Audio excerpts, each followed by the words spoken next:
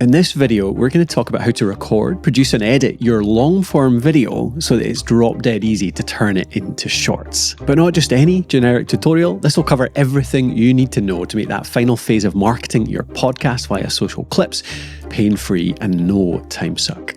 So we'll be joined by our creator partner Darren Lake from Podpaste, who'll take the reins for this 4-part series about how he and Podpaste can turn one episode into 24 pieces of content or more. And this is just part 2. Thank you, Colin. I'll just get right into it. Back in the last episode, which was focused on the intro in section 1, I spoke on what content stacking is, why it's important, and all the stuff you need to do in pre-production so that you can make sure recording, editing, and clipping your podcast is the most seamless and efficient as possible. Let's get into section 2, recording and editing of the episode. What you'll learn in this section: recording now for efficient content stacking later, split your editing into 2 phases, content editing and key takeaways for future content stacking, quick hack to make a valuable key takeaway from any podcast episode, and the best tools to use to do this. At first, content stacking might seem expansive and onerous, which is a normal feeling. One should check off over 100 steps as they go. Yes, over 100, I counted them. Creating the least friction at each step might seem negligible at first glance, but compounding that over 100 times saves over 100 minutes. More content is needed to reach more people when you want to build up your brand. Recording now for efficient content stacking later.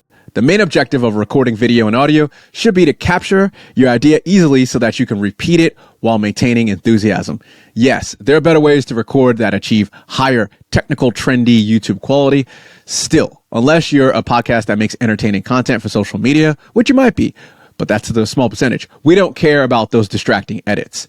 Everything should be ready to go before you record. Spend 10 to 15 minutes preparing your camera, lighting, microphone, teleprompter, notes, and background, or whatever else you have. You don't want to fight technology and gear while trying to record your video and audio tracks. Create a checklist and refer to that list pre-recording for the least friction during recording. At the end of this section, I'll touch on the gear I use to record and the tools I use to edit. Split your editing into 2 phases. Next, you want to think about editing like using two different brains. There is editorial or creative content editing, which involves the actual words and ideas you've had, and technical editing, which involves manipulating the audio wave files and video frames. So actually on the screen editing with an editor. Let's talk about technical editing. Editing a podcast is a personal preference. As this article is focused on content stacking, I'll leave you with a few things to focus on. Do as little or as much as you need to get the podcast episode done. I do this directly after organizing my raw recorded files, removing distracting filler words. Don't be too heavy-handed here, as you can suck out the life of a conversation. Remove the well-known interview style messy talk over that permutates Talking Head podcast. General mixing, sound cleanup, and mastering. I content edit after technical editing, which helps me be more clear on what is said and how clearly it's said. This mindset means your content focuses on the best takes and performance. The focus statement from back in part 1 will help you know what to filter out during this phase. A nice bonus during the content and technical editing phase is that you can start putting on your content stacking hat and thinking about what sections can serve as what I call key takeaways. Key takeaways are the parent container, the holder for what will become content assets like short clips, extended clips, the long clips, infographics, quotes, etc. Sometimes those key takeaways can be multiple content types. Please break the content editing phase into 2 phases. So now we're going 1 phase, 2 phases, and then 2 phases in there.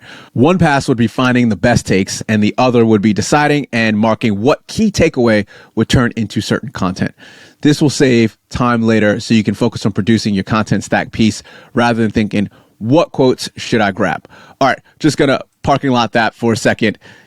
This sounds like a lot. I was like, why do I have to do all these phases? But this is going to, once you do a couple of these, 2, 3 of these episode content stacking, you'll actually realize, oh, it's naturally there. As you're writing the script, you go, that's going to be a short video. That's going to be a quote, blah, blah, blah. So you're constantly going to be thinking and running everything through the filter of content stacking through your whole process, recording, editing, pre-production, etc. All right, I digress. I used to do both simultaneously, both the content and technical editing under the umbrella of editing, and it would be a mess as I jump between tasks, missing fundamental things. Quick hack to make key valuable takeaways from any podcast.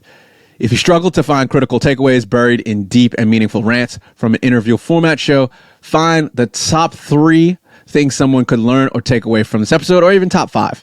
That is a vital content piece and would be great as an infographic or a short video that you or your guest record at the end of the recording.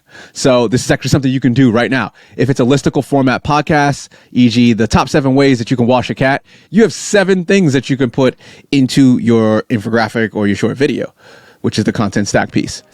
The best tools to use to do this. Unfortunately, this piece isn't about in-depth recording gear and editing tools. The podcast host has written and gone in depth on a few of those topics. Instead of a technical in-depth guide, I'll provide a few tools widely used in the video podcast space and broad universal guidelines so that you can apply whatever tools you use in your workflow. Use any audio or video editor you're comfortable with to maximize time at this stage. Try not to edit audio separately in one app and video in another. If you are most efficient at editing your audio in your video editor, please do that. It's more important for you to spend time learning content stacking than learning how to use a new editor. If you prefer a traditional audio editor or digital audio workstation, DAW, D-A-W, I recommend Kakos Reaper, R-E-A-P-E-R. It's one of the few DAWs that handles video exceptionally well. Reaper's video editing is basic, but so powerful. Once you get used to the video interface, you'll see that its lightweight nature makes editing and exporting efficient for content stacking. Unfortunately, the only thing Reaper can't do at the time of this writing is speech-to-text editing. Descript is a great place to start with this feature. Speech-to-text editing is a time saver, crazy times, 2 to 3x time saver for content stacking production. Seeing the words via text on the screen physiologically makes it easier to jump around and mentally digest even the most extended, long 1 to 2 hour podcast. When I export and organize the 24-piece stack, I can create markers and subcompositions / sessions that hold the key takeaways for future content asset production. The last tool I'd like to quickly mention, while not a direct recording or editing tool, is Notion. I prefer Notion over most content management systems because of its modular abilities. Being able to bounce between the 3 phases of content stacking, production, publishing, and platforming is so crucial in keeping your sanity. And also in wrangling your marketing content with supportive descriptions, production, information, publishing dates, etc. I've created a Notion production, publishing, and platforming template made specifically with video podcasters in mind that want to have everything organized in one place to content stack with ease. If you're interested in this Notion template, please reach out and email me, talk@podpaste.com, talk@podpaste.com. I'd love to know if more people are interested, and I'd let you trial a beta, very, very early version of it. All right, that's the end of part 2, section 2 of how to make 24 pieces of content with our content stacking method from one podcast episode.